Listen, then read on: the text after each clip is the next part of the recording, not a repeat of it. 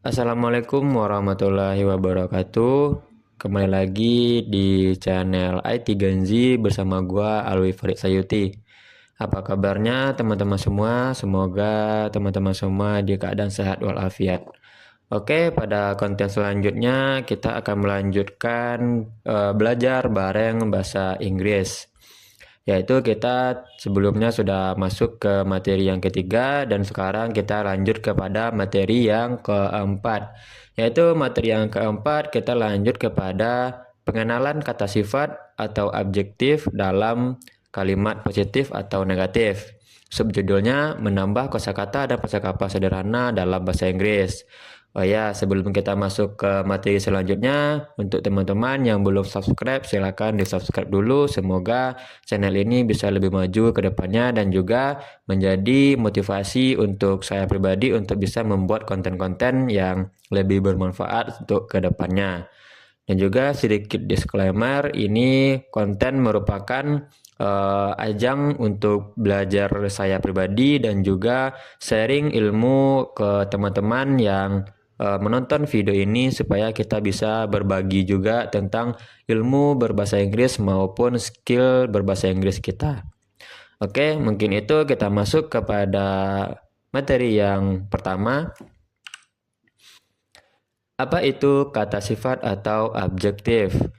Yang pertama, kata sifat adalah kata yang digunakan untuk menggambarkan atau memberikan keterangan tentang orang, tentang benda, atau tempat.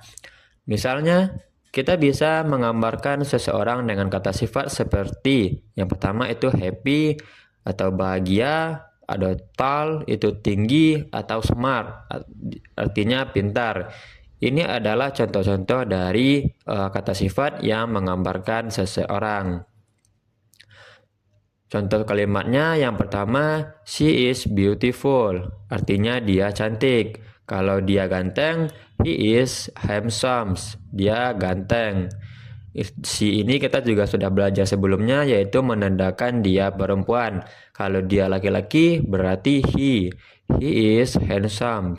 Yang kedua, this book is interesting, yang artinya buku ini menarik. Selain dalam keterangannya dalam makhluk hidup, kita juga bisa dalam bentuk benda mati. Benda matinya yaitu buku atau book. This book is interesting, buku ini menarik.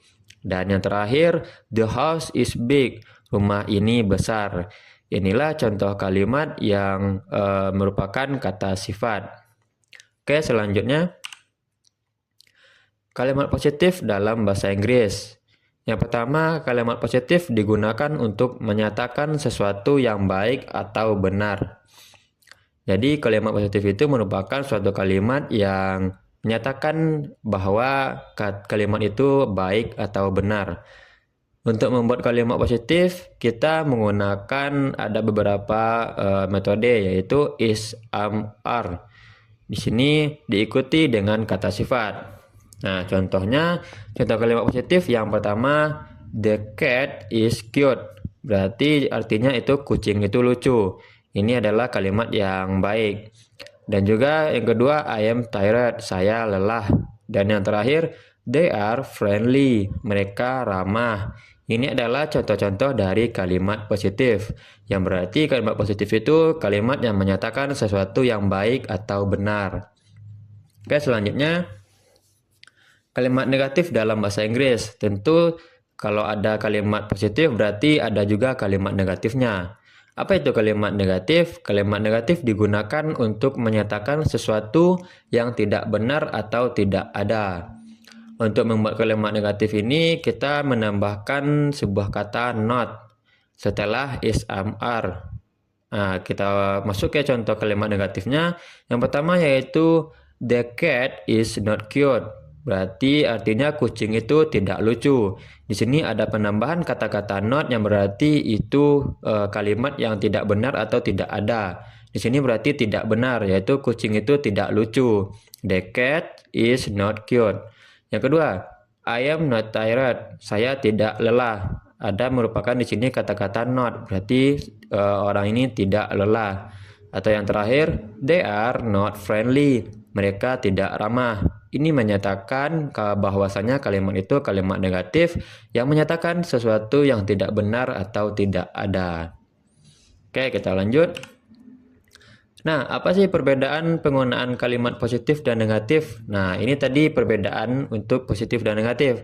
Yang pertama, kalimat positif ini digunakan untuk menyatakan sesuatu yang benar atau positif. Berarti positif ini yang kalimatnya sesuatunya yang benar. Sedangkan kalimat negatif digunakan untuk menyatakan sesuatu yang salah atau tidak ada. Itulah kalimat negatif. Contohnya lagi, she is happy, dia bahagia. Ini kalimat positifnya. Sedangkan kalimat negatifnya, she is not happy, dia tidak bahagia. Nah, ada kata-kata tambahan yaitunya kata not, itu berarti tidak. Berarti kalau ada not itu adalah kalimat negatif. Lawannya dari kalimat positif. Oke, selanjutnya penggunaan adjektif atau kata sifat dalam percakapan. Kata sifat sering digunakan dalam percakapan sehari-hari untuk menggambarkan sesuatu atau seseorang. Itu adalah kata sifat, definisi dari kata sifat. Contohnya apa? Contohnya dalam percakapan berikut ini. Ada si A itu menanyakan, how is your day? Bagaimana keadaanmu hari ini? Itu artinya. Yang B menjawab, it is good, I am feeling happy. Dia menjawab, bagus, menurut saya hari ini bahagia. Itu jawabnya. Dilanjutkan, that's great, are you tired? Itu sangat bagus. Artinya, are you tired? Dia menanyakan apakah kamu lelah? Jawaban si B yaitu no, I am not tired. Nah, itu jawaban dari si B, tidak, saya tidak lelah. Di sini ada dua kalimat dalam 4 percakapan ini, yaitu kalimat positif dan kalimat negatif. Yang mana kalimat positifnya? Yaitunya yang ini, it's good, I am feeling happy, saya sangat happy. Dan juga ini sangat benar. Itu adalah kalimat positifnya. Dan yang kalimat negatifnya ketika si A menanyakan, are you tired? Apakah kamu lelah? Si B menjawab, no, I am not tired. Di sini ada kata-kata not yang menyatakan bahwa kalimat ini adalah kalimat negatif atau kalimat tidak benar. Itu dari contoh percakapan dalam penggunaan kata sifat yang di dalamnya memiliki kalimat negatif dan kalimat positif. Oke, selanjutnya. Nah, tips untuk menguasai kata sifat dalam bahasa Inggris. Yang pertama, berlatih menggunakan kata sifat dalam percakapan sehari-hari. Jadi, teman-teman bisa menggunakan kata sifat ini dalam percakapan sehari-hari di kegiatan teman-teman. Seperti contohnya yang sebelumnya, itu merupakan contoh kata sifat yang dalamnya terdapat kalimat negatif dan kalimat positif. Tips yang kedua, gunakan kata sifat untuk mendeskripsikan apa yang ada di sekitar kita. Contohnya, cuaca, tempat, atau orang. Bisa kawan-kawan gunakan kata sifat untuk mendeskripsikan apa saja yang ada di sekitar kita itu. Yang terakhir, bisa tonton film atau video dalam bahasa Inggris untuk mendengar bagaimana kata sifat digunakan dalam kalimat. Bisa juga nonton dari YouTube, dari TikTok, dari Instagram, yaitunya bahasa Inggris yang bisa kawan-kawan dengar bagaimana kata sifat bisa digunakan dalam kalimat. Nah, di sini ada juga sedikit catatan, semakin sering berlatih, semakin lancar kita menggunakan kata sifat dalam kalimat. Dan juga semakin sering kita berlatih, skill bahasa Inggris kita juga bisa semakin meningkat. Itu tadi beberapa tips dan catatan dalam menguasai kata sifat dalam bahasa Inggris. Nah, oke, itulah materi keempat kita pada hari ini. Untuk next materi yaitu kita masuk kepada pertanyaan dan jawaban sederhana dalam bahasa Inggris.